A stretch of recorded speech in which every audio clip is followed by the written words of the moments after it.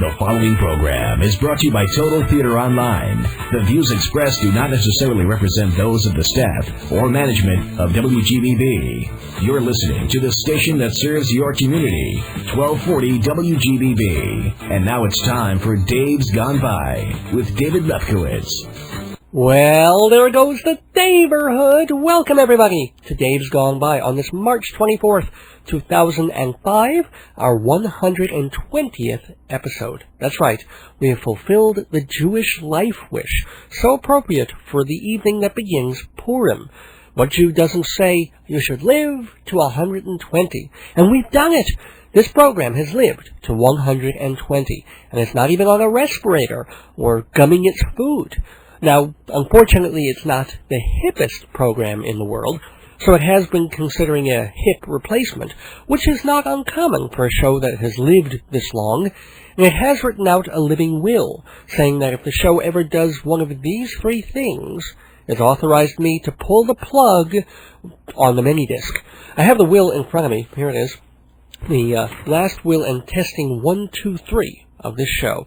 It reads, I, Dave's Gone By, being of unsound mind for a body of work, to hereby authorize my producer and host, Dave Lefkowitz, to take the following steps should I no longer be able to function as a weekly comedy, talk, and music show.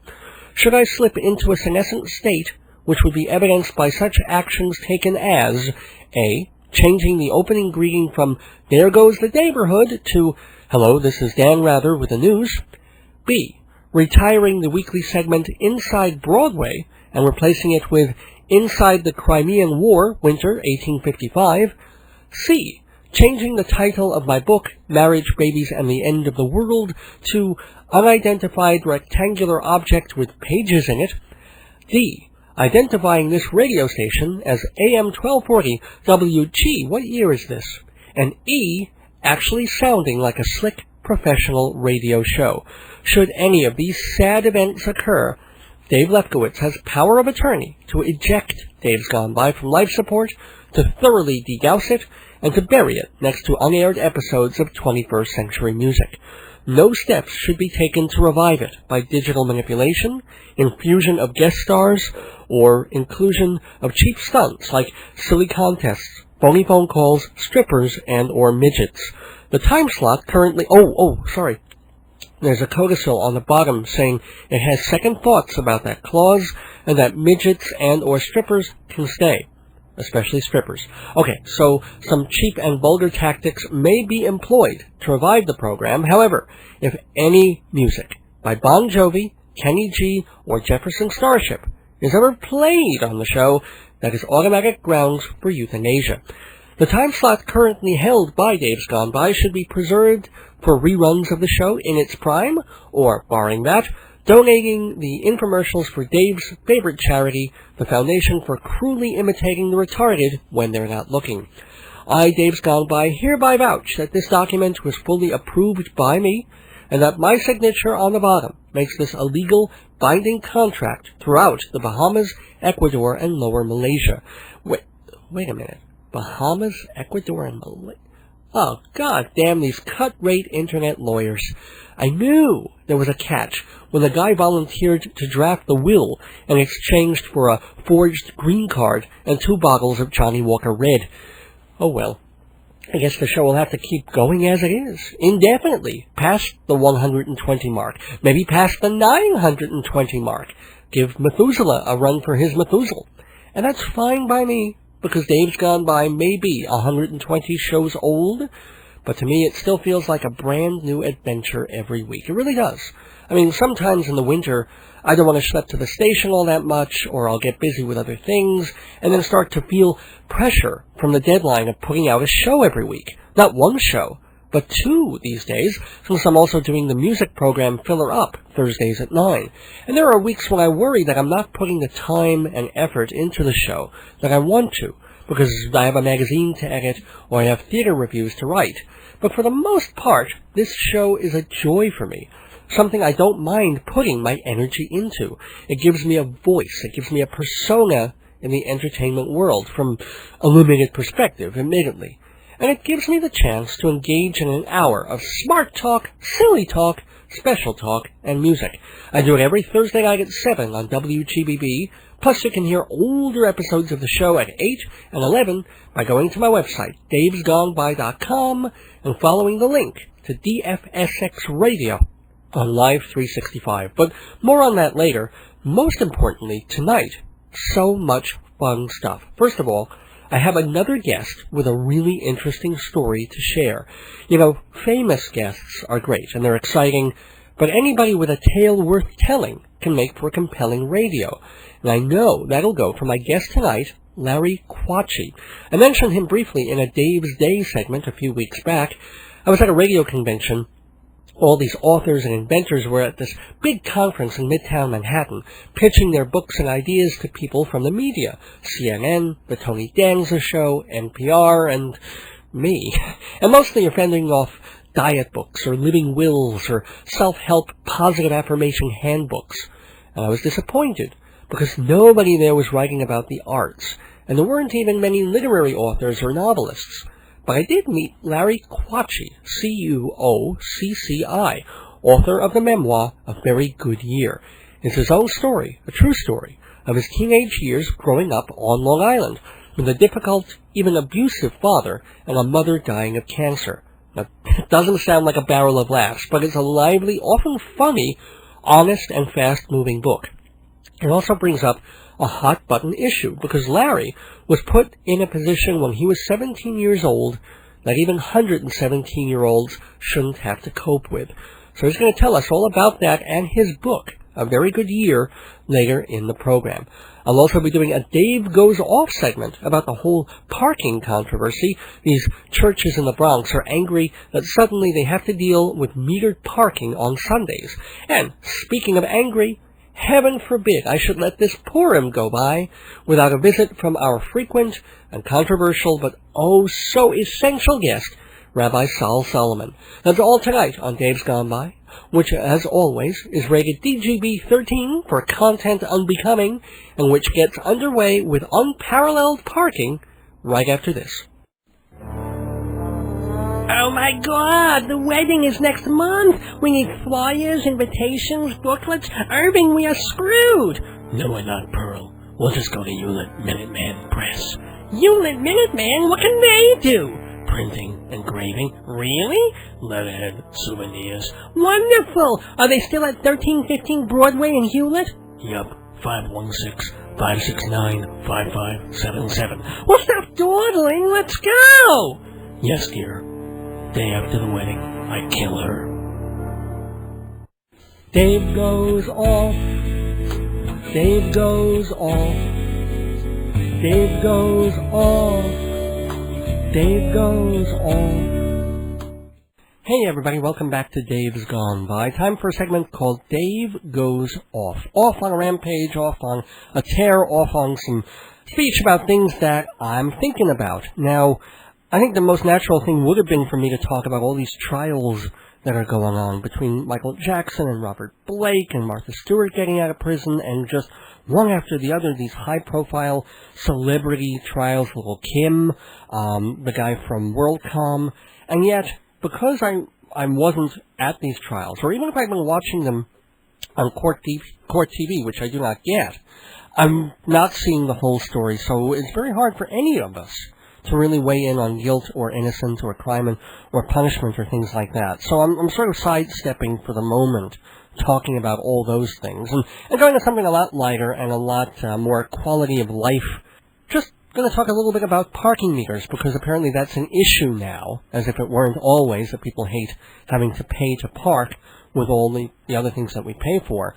But it's become an issue in the Bronx and some other places where churchgoers are complaining that they're putting meters in front of or on the streets where the churches are. So people who come in to go to service on Sundays have to pump a quarter or two into the meter before they go in and go to church.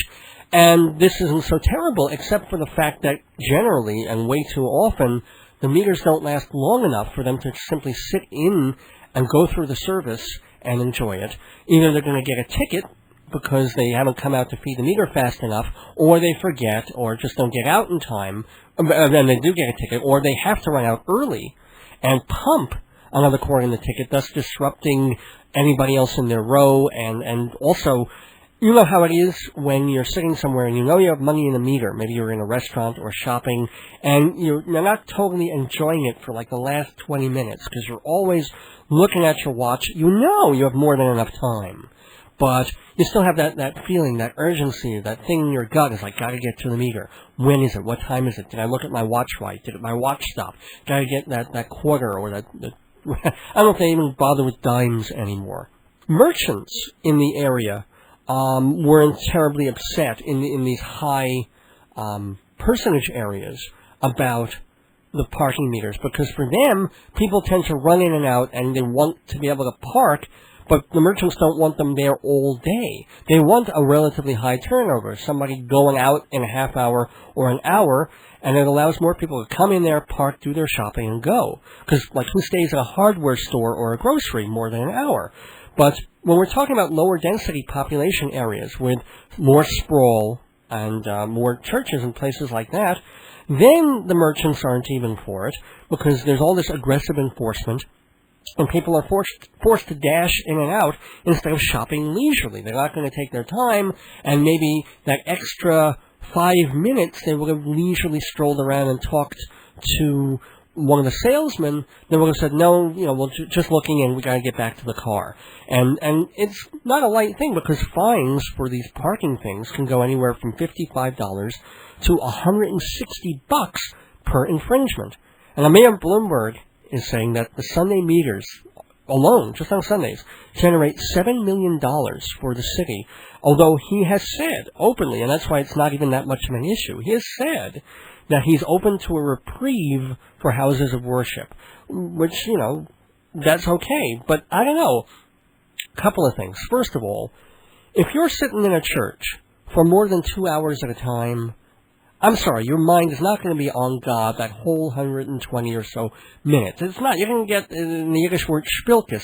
You'll be thinking about your bladder, about what you're going to have for lunch, what you're going to wear for the week. Maybe, if you're in a different pew, there's a cute divorce guy in another pew that you're looking at. But I'm talking from a woman's point of view, of course. My suggestion is go out and get yourself a guy like that fella in Miami, the parking meter fairy. Have you heard about this? And fairy, I use that in quotes. He was an actor and an artist, a guy named Xavier Cortez, and you probably heard about him or seen him on TV. He's a great visual. He goes around on roller skates and dresses up in a pink curly wig. He wears a lavender tutu and these enormous diaphanous angel wings, which is perhaps not an ideal image for churchgoers to see, but, well, maybe the angel part.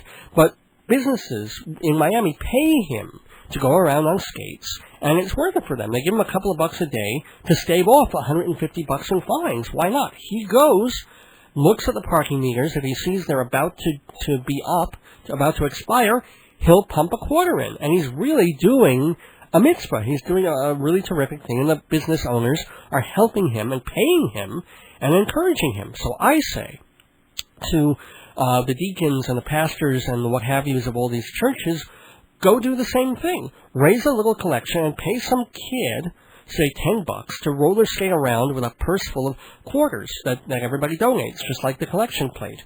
And maybe the kid could keep all the quarters he doesn't have to use. Now, apparently, in at least some states, putting money in other people's meters is technically illegal. Now, I have no idea why, but that would put the church in an odd position.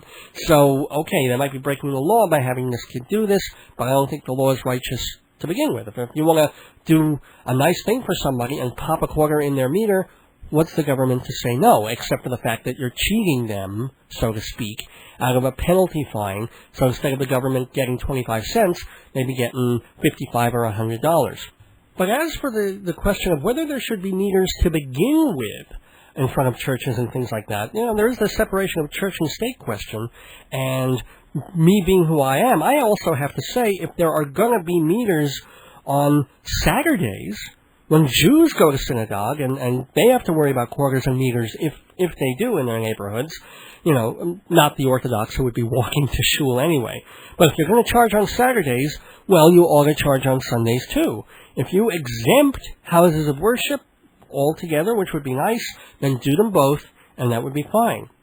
But also, how about making sure that outside of movie theaters and restaurants, you give people the option to park for at least 3 hours. Maybe they have to pump in $1.50 or something like that or more, but give them the option to go into a long movie or sit down to a big meal at a family-style restaurant or go to all the stores in the strip mall without going nuts over the meter. Well, that's my 2 cents of Dave going off. Want to hear yours, so send them to Dave's Gone By, P.O. Box 62, Hewlett, New York, 11557-0062. That's Box 62 in Hewlett, 11557-0062. Or if you don't want to spend the 25 cents per meter or the 2 cents for a piece of paper and 37 for an envelope, gosh, that's too much math already for me. Send me an email. Dave's Gone By at AOL.com. D-A-V as in Victor, E-S, Gone By at AOL.com. We'll be right back. Dave's Gone By listeners know I love a good play on words. But let me say a good word on plays, my plays, collected in a lovely book called Marriage, Babies, and the End of the World. Comedies that range from strange to deranged, from sad to satirical, fun to read, and unmistakably Dave. Just $20 hardcover, $12 soft. Put down that crappy bestseller and pick up some laughs. 516-295-1511 or davesgoneby.com. Welcome back to Dave's Gone By on AM 1240 WGBB in Freeport, New York, and live streaming on the web at AM1240WGBB.com. And I'm here with the author of A Very Good Year, which is a book about what most of us would consider a really terrible year, because a lot of bad things were happening, although by the end of the year, things kind of got better, but in a strange, odd way. The author of the book is Larry Cuocci, C-U-O-C-C-I. Remember that name because you'll be going to Amazon.com and looking for it to buy this book, or just go under the title A Very Good Year. And I think we're going to have a very good interview with Mr. Cuocci, who's here in the neighborhood. Welcome, Larry. Hey, how's it going? It's going great, going great. So this book, which people would be interested in for 2 reasons. First of all, the whole issue of what was going on when you were 17 years old and what was happening with your family and specifically your mom, and then also the fact that it was happening around here in like the Brooklyn, Queens, Long Island area. So you're also a local boy. So let's go there. What's the book about? Well, when I was, it takes place when I'm 17 years old, and like most 17-year-olds, I just wanted to have fun, pass my road test, fall in love, get a car, get a girlfriend, but and I was a senior in high school. But my mom was very ill. She was stricken with a deadly form of skin cancer, and as she got worse, she turned to me and she asked me to end her life. And what do you do when somebody you love is in pain and they ask you to end it for them? And it wasn't the kind of thing any of my 17-year-old friends were dealing with. And here, you know, I'm a senior in high school and have these other goals for me and for myself, and have to face this sort of dilemma. Right. Now, I'm kind of wondering, it's not like she was a single mom raising you. I mean, No. You had a dad, and we're going to get into talking about him, but wouldn't it have been more natural for her to ask him to do that, to do the euthanasia thing? Well, my dad was a real son of a bitch. He was an abusive father growing up, and in one of life's great ironies, even though he used to kick the crap out of me back then, now he's 83 years old and he lives with me and my wife, my son, and my dog Max. So I'm his caregiver now, and well, that's took a lot of forgiveness on my part. I'll I mean, tell what he did to your sister. Not just yeah. you. I mean, part of this book is about the choices and the stuff I did at 17 in 1976.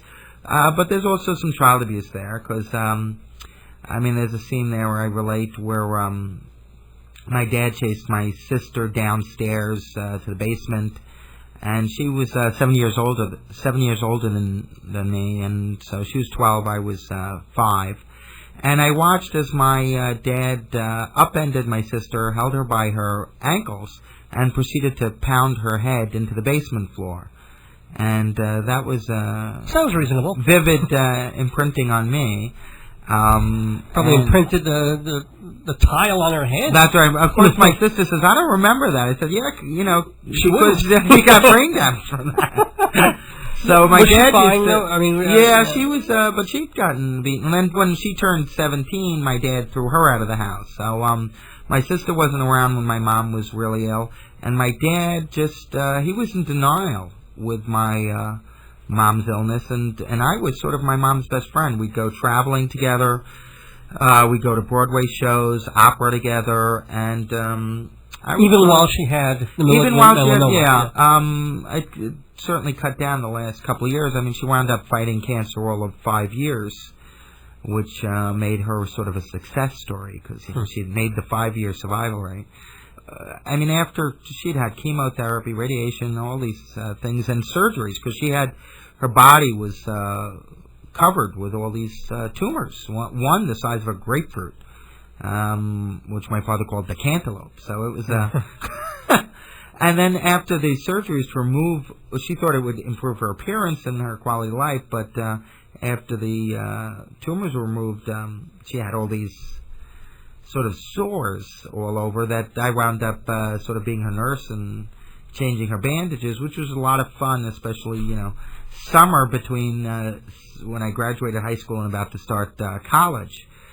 So all my friends were having fun in the street, and here was I changing my mom's bandages. Well, you had a certain way of coping with all this. Yeah, your coping mechanism wasn't the best, but... No, I wound up doing copious amounts of drugs that year. I mean, mostly to escape from my mom's disease. And your dad's... And my dad's abusive personality. Yeah, he was also verbally abusive. So, I'm verbally. I understand that.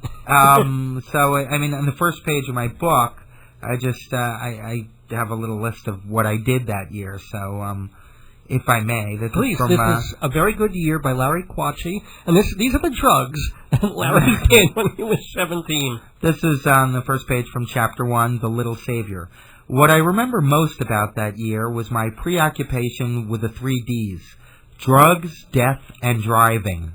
Drugs. By the time I turned 18, I had inhaled whippets of nitrous oxide, smoked grass, hash, and angel dust, dropped acid, taken peyote, mescaline, THC, ludes, Demerol, black beauties, and crystal meth. Death. My mom was dying of malignant melanoma, the form of skin cancer where tumors the size of grapefruits erupted all over the surface of her body. In 1976, it was 95% fatal. Now it's only 90% fatal. The marvels of modern medicine. Driving. From my 17th birthday until my 18th, I failed the driving test 4 times. Not the written. You'd have to be a total moron to fail that even once. No. The driving exam itself, hand signals, parallel parking. My dad taught me how to drive. He never let me go over 20 miles per hour while he was in the car. All my driving examiners thought I was too scared to drive, and they were right. But it wasn't driving I was scared of. It was my dad. And again, the irony being that now I take care of him. You take care of him, and there's even a double irony on top of that goes back on him.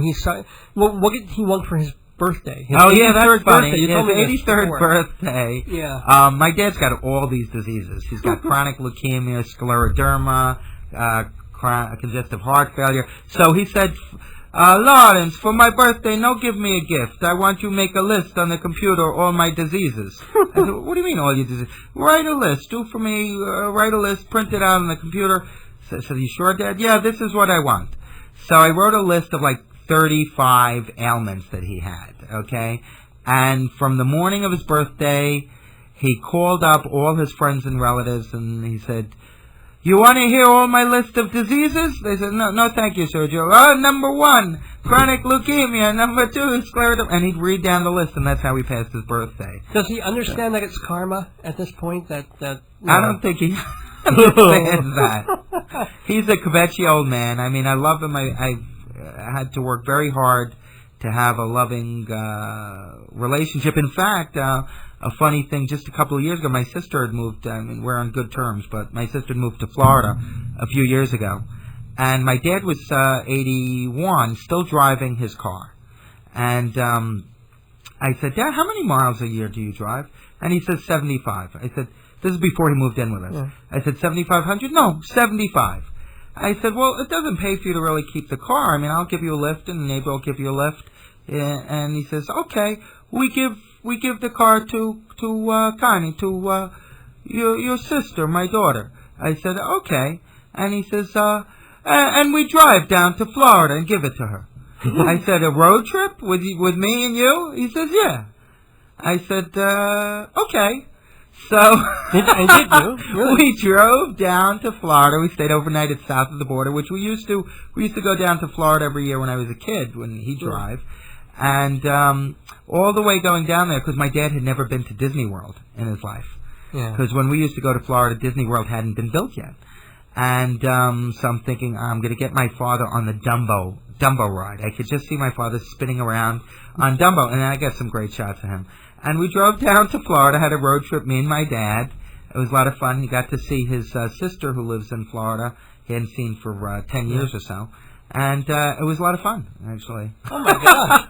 There are, I guess, happy endings to things. But let's backtrack to what is the crux, story-wise, of the book, of your mom and the decision that she gave to you. Right. Because we were up to that point where she labeled it on you rather than your dad, and then you were faced with it. Right. I don't know if anybody out there can recall an actual moment in their life when their childhood was lost and gone forever. But it happened to me. It was July 4th, 1976. It was a bicentennial year. We had like Operation Sail, and my friends were lighting bottle rockets outside, and because I'd agreed to do this and my mom's insurance didn't cover a nurse coming in and changing her bandages, so I wound up changing her bandages, and her quality of life after this last surgery had really fallen.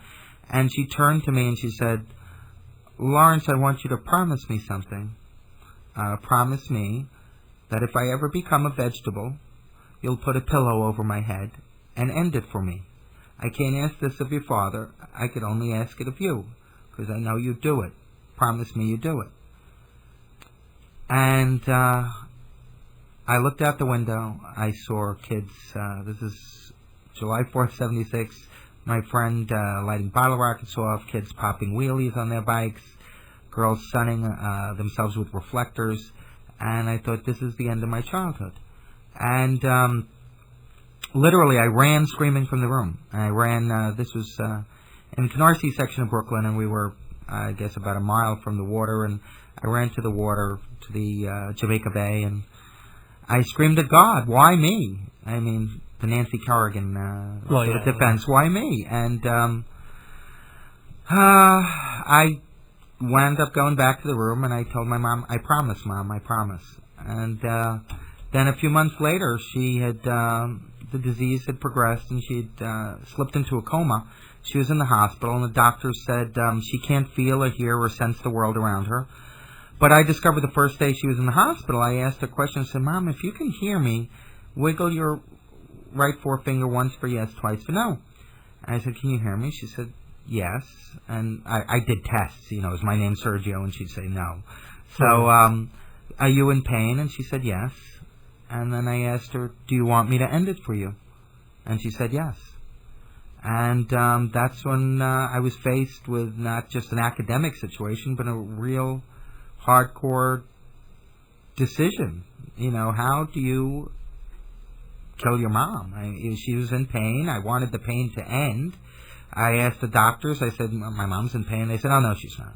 I said, no, she is. And they said, well, here we've got the comatologist on your mom's team, and he says that she's not aware of anything. I said, no, she's in a lot of pain. I mean, she signaled to me.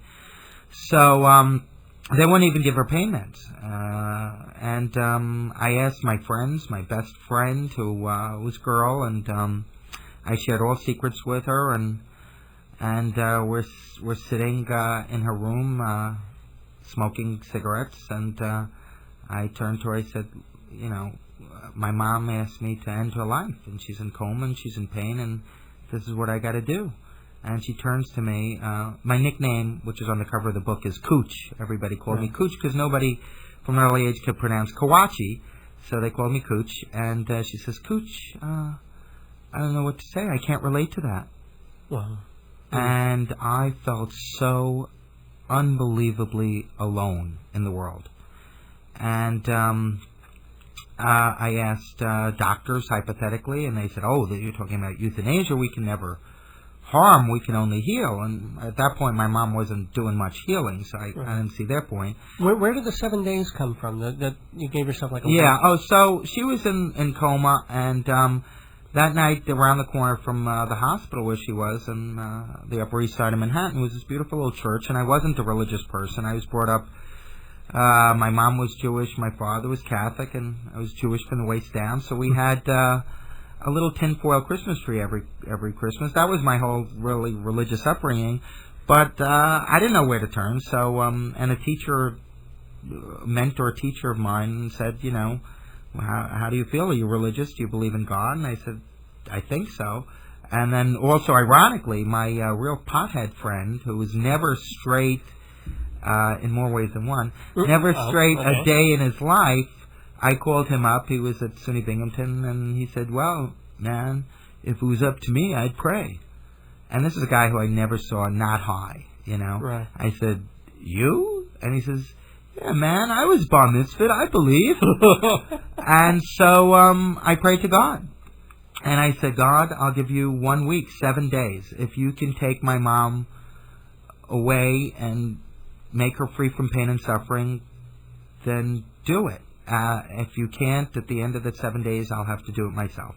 And I went so far as to, you know, timing the nurses' shifts, figuring out a side entrance I could sneak into. I wrapped a pillow with a plastic bag, a dry cleaning bag, because I was afraid, like watching a lot of crime TV, that there'd be an autopsy and there'd be little fibers in the lungs. And I was all ready to do it. And then the 7th day? On the 7th day, I was going to Brooklyn College at that time, and we had this road rally, which is like a scavenger hunt where you drive around picking up hints and clues all over the New York metropolitan area. And around 1 o'clock in the morning, I was passing her hospital where my mom was on the FDR Drive, and I could swear I heard my mom singing. And she was singing this Mexican folk song she used to sing. She was a kindergarten teacher for 25 years, and she was singing Cielito Lindo, which is ay, ay, ay, ay, canta no llores. And I could swear I heard her singing. And it wasn't the Frigo Bandido. No, it wasn't the Frigo Bandido, right. That was so that was her spirit. The next morning, which was the morning of the 8th day, I got a phone call from the hospital that she had passed in her sleep around 1 o'clock in the morning. And I felt that was her spirit that passed me. And it was now the morning of the 8th day, and I was spared my task. I sort of dodged the bullet. And God came through for me. Could you have done it? I think I could have done it, but I think I could not have lived with myself. I don't think I could have lived killing the person I love most in my life. That year, which I wound up calling a very good year after the song When I Was 17, it was a very good year, which Frank Sinatra sings and Irvin Drake wrote. During that year, I had a few wishes to pass my road test, to lose my virginity, and for my mom to be free from pain and suffering.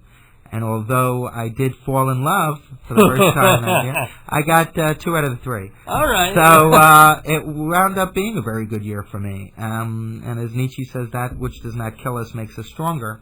And I was stronger. I learned about love and life and death along the way. And if I didn't have those experiences, molded me and made me the person I am today. And the 2 reasons I really wrote this book was for me to be free from these ghosts. If you keep writing and telling a story over and over, it doesn't have power over you anymore. And also for people out there who may have had a really hard time in their life or facing tough time, and they don't know if they could get through it another day, let alone a week or 7 days.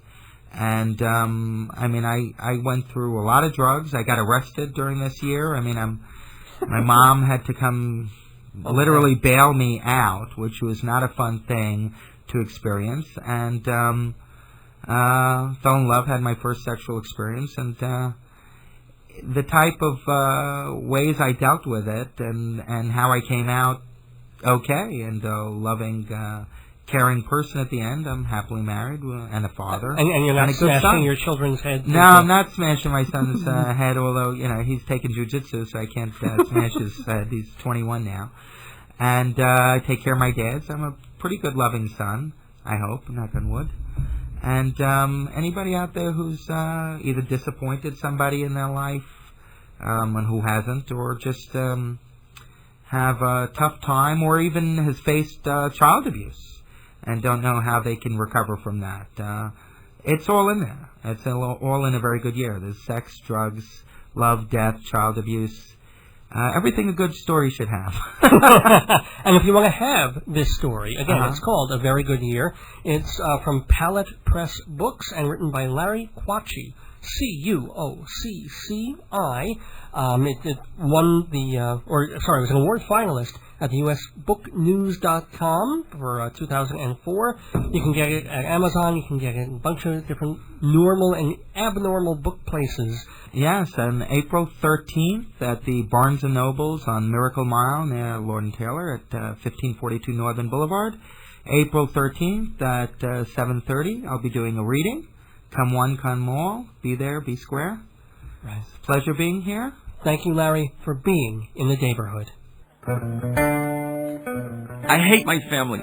The holidays came and went. I didn't get a satellite radio. Oh, who cares? You've got more than enough cool radio to listen to on WGBB. Well, sure. There's Dave's Gone By, Thursday nights at 7, but what else? Shh, calm down. Right after Dave, there's the instrumental invasion of smooth jazz, hosted by Mike Shamari at 8, and then Dave comes back at 9 on Thursdays with Fill Her Up. Well, that's okay. Of course it's okay. Plus, you've got radio psychic Joyce Keller doing her thing Wednesday nights at 11. Oh, man, she's been on for years. That's right. And you can listen to another WGBB veteran, Bonnie D. Graham, talking about the single life on Long Island's dating, Friday nights at 6. What about comedy? I like comedy. How about Mikey and Jimmy? Comedy, hard rock music, and live bands in the studio, Saturdays at 5:30. And you can also get a few laughs about serious topics like news and politics on Your World with Joe Salzone, Sunday nights at 7. Let me get this straight. Joyce Keller, the psychic. Wednesday nights at 11. Mikey and Jimmy, the funny. Saturday nights at 5:30. That's right. Fridays at 6. It's Long Island's dating. You think Bonnie can hook me up? No. Sundays at 7 is Joe Salzone. Thursday nights it's you at 7. Mike Shamari at 8. And you again at 9. Did I get it all? Nice job. I don't need a satellite at all. That's right. That's good. I read somewhere the ultraphonic waves would interfere with the space aliens in my head. Why do they always come to me?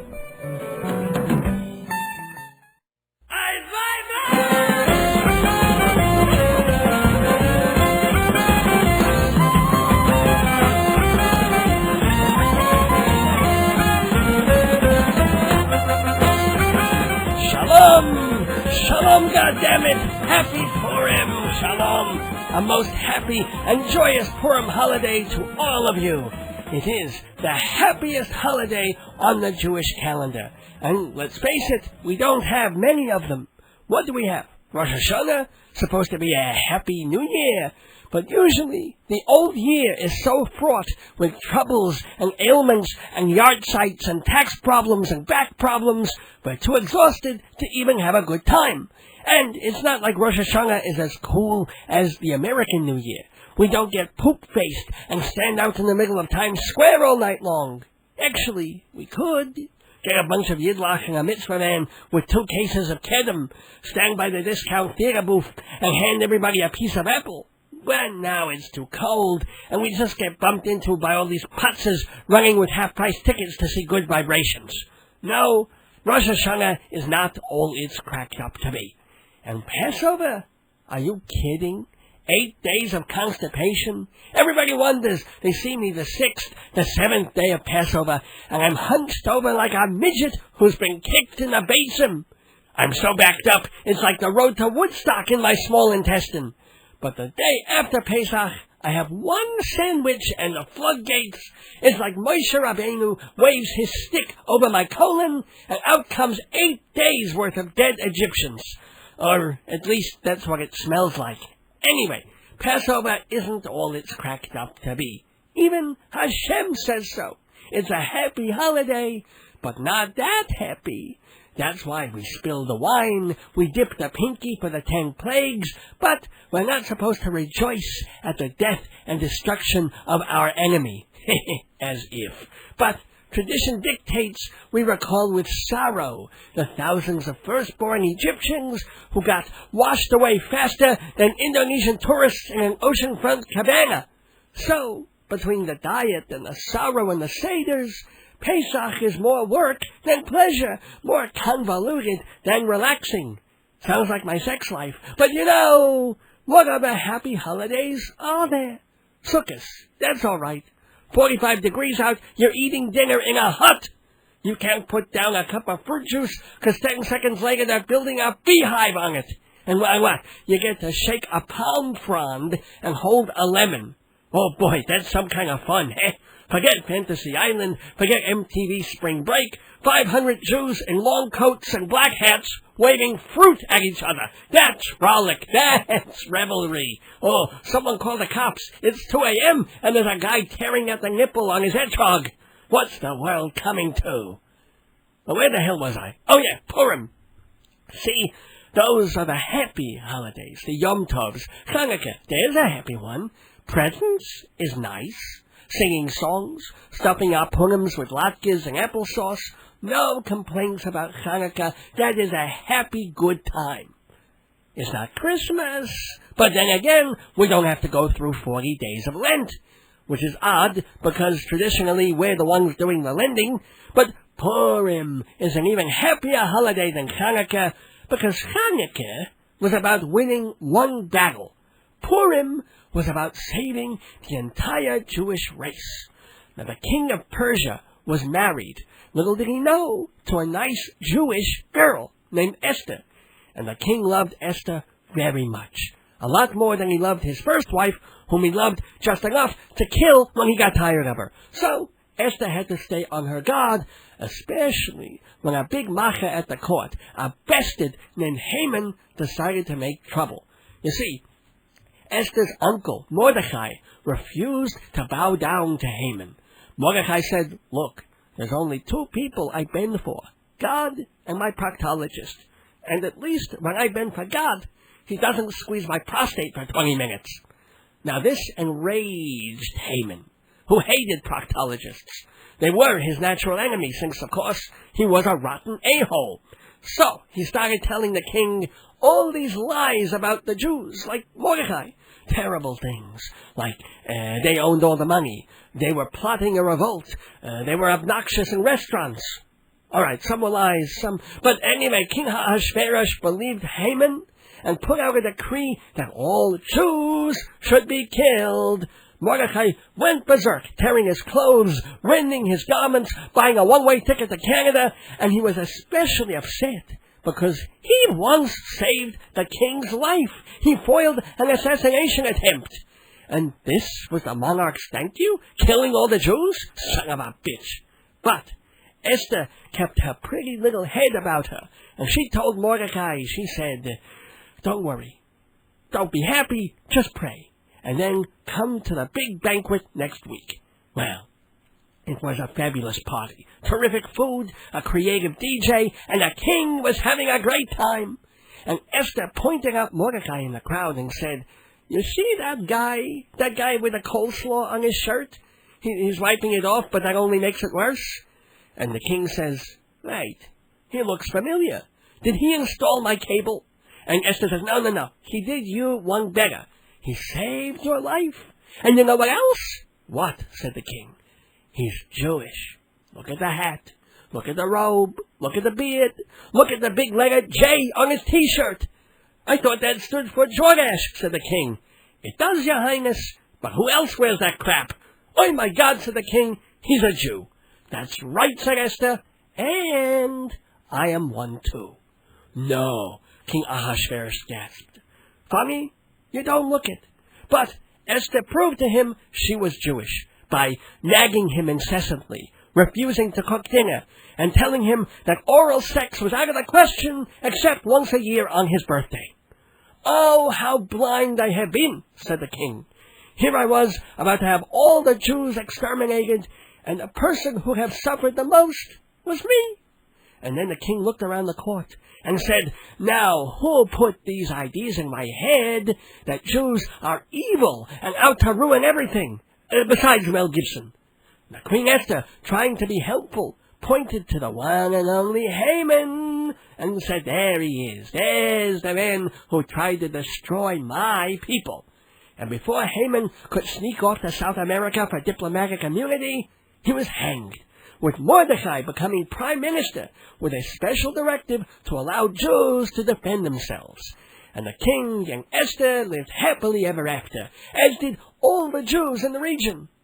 Not an easy thing to do when you're a Yid stuck in the middle of Iran, but that's why we dance around and dress in costumes and get drunk on Purim. We're happy to be alive because we came so close to the reverse.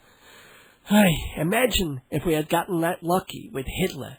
Let's say it was 1931, and von Hindenburg is married to Fanny Brice, and she convinces him that the funny little painter with a mustache is a traitor, and all his drinking buddies are actually terrorists plotting to fly a plane into the Reichstag. Snip, snap, Hitler gets beaten to death and tossed in the Danube. But such are the whims of fate that we were saved 1,000 years ago to be tortured 60 years ago. However, we survive, which again is the miracle of this happy holiday, Purim. On Purim, the Talmud says, and this is not a joke, the Talmud says, you're supposed to drink so much you can't tell the difference between a cursed Haman and a blessed Mordecai. You're supposed to consume so much alcohol, your enemy will no longer be the Palestinians, but confused British Protestants. Rava, the Talmudist, put it this way. You're supposed to drink sufficiently to be fragrant with alcohol. Not flagrant, that comes later, but fragrant. You stink of Stoli. You reek of Riesling. And this is a very wise Talmudist, because he is saying, drink just enough so everyone around you knows you're shikker, and it won't let you get in a car, and it won't let you stumble home and hurt yourself. And also, if you're going to have 5 or 6 prune Hamantaschen, and then drink a quart of Jack Daniels, the next day you are going to be cleaning some carpet. Speaking of which, what is the deal with this chocolate-covered Hamantaschen? Have you seen this? Suddenly they're dipping these little pastries in dark chocolate. When did this happen? When I was growing up, there were 2 kinds of Hamantash.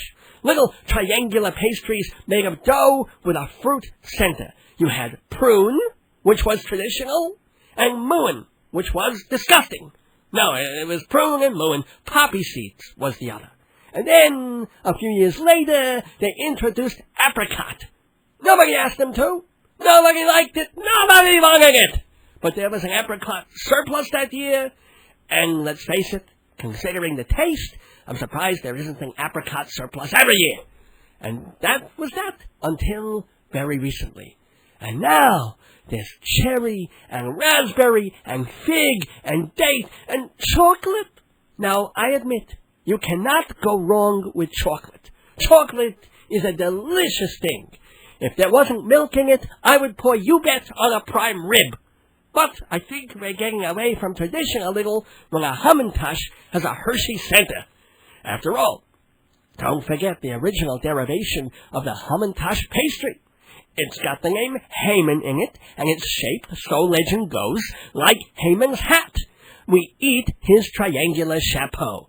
I guess to show that not only did King Ahasuerus do away with his body, but we are demolishing his belongings even down to his 3-cornered hat. Of course, that is also the story we tell the kiddies. Remember that Purim is also a spring holiday. Planting and pruning and budding, fecundity and procreativity. In other words, it's a sex snack, for Christ's sake. Look at it, the triangle, the sticky goo in the middle. What other thing is shaped like a triangle that men will only eat when they're forced to? Makes you wonder why they started with prune and not cherry. And the legend goes, when you put your tongue in the center of a hamantash, somewhere in heaven, Queen Esther has an orgasm. Or at least she fakes it. But what's with the chocolate? Dipping the thing in chocolate noch. Don't be doing kinky homosexual things with hamantash. Save that for the Passover lollicones. But otherwise, do make the most of Purim. Jews know all we need to know about suffering.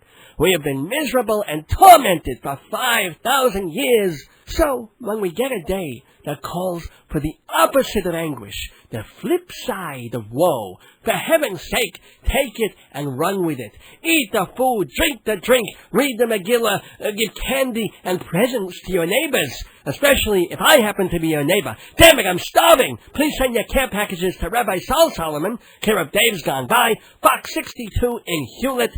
If it's perishable, use FedEx. It's in the Mishnah. Rabbi Gamliel said in 1532, if spoilage is an issue, use Federal Express. I don't know how he knew, but that's why they were prophets, goddammit! Anywho, I see by the old grogger on the wall that it's time for me to make like a Haman and Tash. I wish you all an exultant and jubilant Purim holiday. Drink until you don't know the difference between Fox and CNN. Between Jessica Simpson and Grandpa Simpson. Between Dave's Gone By and Fill Her Up. Now that is an in-joke because I'll be on Fill Her Up later tonight also. Drink until you can't tell the difference between fried rice, basmati rice, and Condoleezza rice. Between Law and Order Criminal Intent and Law and Order Special Victims Unit. Wait. I must be drunk already, because I can't tell a damn difference between those two. But anyway, on behalf of myself, my dear wife Miriam Libby, and our 18 and a half children, Nehemiah, Josiah, Shlomi, Chana, Rivki, Yehuda, Moish, Yechezkel, Baruch, Avigdor, Yisrael, Hepzibah, Shaul, Aliza, Shimon, Gedalia, Naphtali, and Fred by my first marriage, and the fetus Beryl, who should be crowning any day now, I crown you all, the kings and queens of your holiday dreams. Purim Sameach from every one of me to every one of you. What do the letters DFSX stand for? They stand for Dave's Gone By, that's what, because DFSXradio.com is rebroadcasting vintage episodes of Dave's Gone By every Thursday night at 8 and 11 Eastern Time. So you hear me on GBB and then listen to me on DFSXradio.com every Thursday night at 8 and 11. It's all the Dave you could ever want. Kinda. Welcome back to Dave's Gone By on this Purim night, 2005. I want to thank my special guest, Rabbi Sol Solomon, for giving us such an engrossing and scholarly and angry explanation of the holiday. Thanks also to author Larry Cuocci. Look for his book, A Very Good Year, on Amazon and other major booksellers. If you grew up on Long Island, or if you have a relative who may be in a similar situation to what Larry went through with his family, it's definitely a book you want to get. A Very Good Year from Palette Press. And if you're in a book-buying mood, why not buy a copy of my own little volume, Marriage, Babies, and the End of the World, on sale at my website, davesgoneby.com. It's a book of one-act and full-length comedies.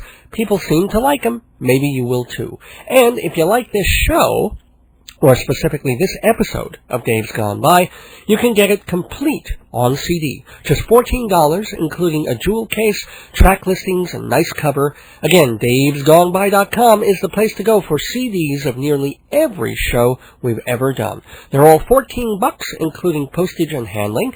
If you add $1, I'll personally autograph the cover. Before I go, I want to remind you that at 9 on WGBB, after Mike Shameri's instrumental invasion of smooth jazz, is a show called Fill Her Up, an hour of eclectic music that I usually host, but this week, owing to the holiday, Rabbi Sol Solomon will return, and he'll be playing a mix of Jewish music and comedy to kick off Purim in high style. That's tonight at 9. And also you can hear another episode of Dave's Gone By starting right now and repeated at 11 p.m. Eastern on dfsxradio.com. The link is on davesgoneby.com, so just go there, click, and listen. And thank you for listening to this week's episode. Thank you to my loyal sponsors, Hewlett Minuteman Press, for all your copying needs, and Total Theater, publishers of Performing Arts Insider Theater Magazine. Dave's Gone By listeners get 10% off both copying at Minuteman and subscriptions for Performing Arts Insider, so do take advantage of these great offers. Next week, March 31st, a return visit by Soda, a musician who was on the show last year. Really nice guy who's part of 2 different bands. One is a duo called One Last November, and that's what he was pushing when he was here last. Next Thursday, he's back with his other group, His Mighty Robot. They've just released a 4-song EP, so we're going to give it a listen and talk to the band members. Should be a lot of fun. Last but most, I can't end this very good show without a kiss from my beloved wife Joyce a few days before our 7th anniversary. Much as I love theater, much as I love radio, she's the true love of my life, and I'm so lucky to have her. And I hope I'll have all of you back next week, 7 p.m., March 31st, for the 121st episode of Dave's Gone By. Until then, don't miss your days going by. This is Dave Lefkowitz. Good night. Have a good spring, a good Purim, a good Easter, and a good Good Friday, and gone by.